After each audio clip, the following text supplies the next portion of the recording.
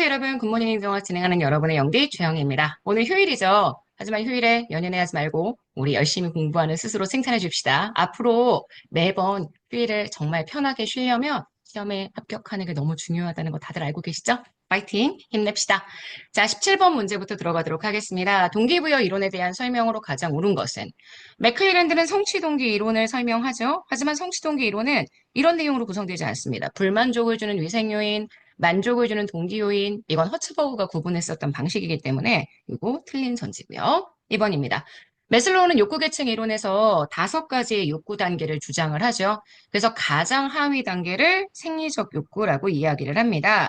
생리적 욕구 다음 단계가 안전의 욕구이기 때문에 가장 하위 단계의 욕구로서는 안전 욕구가 들어갈 수 없겠네요. 자, 3번입니다. 애덤스의 공정성 이론. 아시겠지만 나와 타인을 비교합니다. 나의 투입 대비 산출, 타인의 투입 대비 산출을 비교한 다음에 내가 만약에 불공정성을 느낀다. 그러면 그런 경우에 욕구가 나타난다라고 얘기를 했죠. 근데 개인이 이 불공정성을 해결하지 못하면 오히려 불공정성을 해결하기 위한 하나의 방법으로 조직을 떠나거나 혹은 증거인물을 바꾸거나 이런 게 들어갈 수 있기 때문에 지금 문제 3번 맞는 선지입니다. 아마 여러분들이 책에서는 많이 읽어보셨을 텐데 이렇게 문제로 이런 형태의 해결 방법이 구현되었던 적이 없었던지라 헷갈리실 수 있지 않았을까라는 생각이 드는데요. 사실 제일 좋은 방법은 투입과 산출에 대한 인식을 바꿔주는 거지만 이걸로 해결이 안 되면 증거인물을 바꾸거나 혹은 조직을 떠나거나 아니면 내가 투입이나 산출에 대한 나의 인지를 바꾸거나 등의 해결 방법들을 찾을 수 있다는 점 기억해 주세요.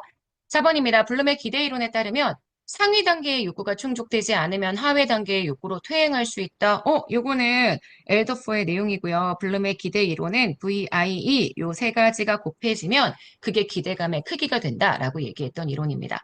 그래서 지금 보시는 3번 맞는 선지가 됩니다. 자, 18번입니다. 리더십에 대한 설명으로 가장 옳은 것. 동기 이론도 문제가 되게 잘 나왔고요. 리더십 이야기도 문제가 굉장히 잘 나온 편입니다. 자, 피델러의 상황 적합적 리더십 이론. 아시겠지만 상황 변수를 리직과 세 가지로 이야기하죠. 리더와 부하 사이의 관계, 직위 권력, 과업 구조 세 가지로 얘기를 하면서 만약에 상황이 정말 유리하거나 정말 불리하다. 그러면 그럴 때는 과업 지향이 효과적이라고 얘기를 합니다. 근데 상황이 너무 애매하다. 그러면 그럴 때에는 인간 지향형이 훨씬 효과적이기 때문에 인간 지향형이 효과적인 건 애매할 때. 지금 문제가 제시하고 있는 것처럼 굉장히 상황 변수가 유리성이 높거나 낮으면 확실한 상황이라고 이야기를 한다면 그때는 과업지향적 리더가 더욱더 효과적이라고 표현했습니다. 맞는 선지입니다. 자, 2번입니다. 하우스 에반스의 경로 목표 모형에 따르면 아시겠지만 하우스 에반스 경로 목표 모형은 리더십의 유형, 그 다음 거기에 상황 변수, 이렇게 따져서 상황 변수에 따라 리더십이 변화할 수 있다라고 생각했었던 그런 상황론적 이론이죠.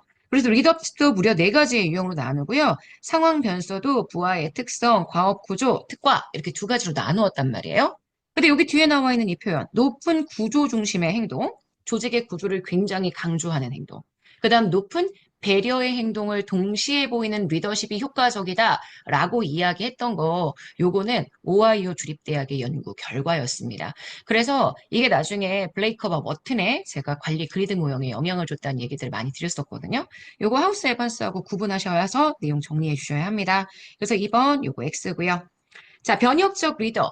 보상하지 않죠. 변혁적 리더의 가장 핵심은 카영지계입니다. 카리스마, 영감, 지적 자극, 개별적 배려. 상황에 대한 보상이나 일반적인 루틴은 그대로 두되 정말 돌발적인 예외 변수가 나올 때만 관리하자라고 얘기하는 이 2가지. 상황적 보상과 예외가 있을 때만 하는 관리. 요건 아시겠지만요. 요거는 우리 거래적 리더십이 가지고 있는 특징이다. 이렇게 얘기할 수 있습니다. 그래서 3번 요거 틀린 선지가 되고요. 4번 서번트 리더는 부하의 성장을 지원하기 위해서 이상적 영향력, 영감적 동기부여, 지적인 자극, 개별적인 배려. 지금 보시는 요건 딱 봐도 요 카용지계를 설명하는 표현이죠. 변혁적 리더고요. 카리스마를 이상적인 영향력이라고 표현하기도 했습니다. 이런 표현으로 써도 이상하지 않죠? 서번트 리더는 근데 이런 내용이 아니죠. 서번트 리더는 부하가 너무 전문가적이기 때문에 나는 그 부하를 지원하는 행동만 잘해주면 돼 라고 얘기하는 리더십이기 때문에 4번 틀린 선지가 됩니다. 문제의 정답은 1번이고요. 리더십에 관한 내용들 굉장히 자세하게, 헷갈리게, 그리고 괜찮은 선지들로 구성했으니까 잘 한번 읽어봐 주시면 좋겠습니다. 자, 19번 문제 갈게요. 집단적 의사결정 기법입니다. 아시겠지만 컨젝터의 기법들, 그래서 직관적 판단을 위한 기법들이 뭐가 있는지 이걸 설명하는 내용이고요. 자, 지명 반론자 기법, 대안에 대한 아이디어를 서면으로 제출한 다음에 토의를 거쳐서 토론으로 대안을 선정한다라고 얘기했는데요. 이거는 명목 집단 기법이죠. 자, 브레인스토밍, 브레인의 두뇌의 선풍, 폭풍을 가지고 오는 기법입니다. 브레인스토밍이 진행되는 동안에는 상대방의 아이디어를 비판하거나 평가하지 않습니다. 맞고요. 명목 집단 기법은 전문가들의 의견을 반복된 설문을 통해 취합하는 방식, 이걸 통해 문제 해결을 이루는 방식은 델파이 기법이고요. 의사결정에 참여한 집단을 둘로 나누고 의무적으로 서로 상반된 의견을 제시한다. 이거는 반론자 집단을 지명하는 형태의 방법이니까 오히려 4번이 지명 반론자 기법에 대한 설명이 됩니다. 자, 19번 문제의 정답이 되는 내용은 2번입니다. 자, 마지막 20번 문제입니다. 조직 이론에 대한 설명으로 가장 옳지 않은 것.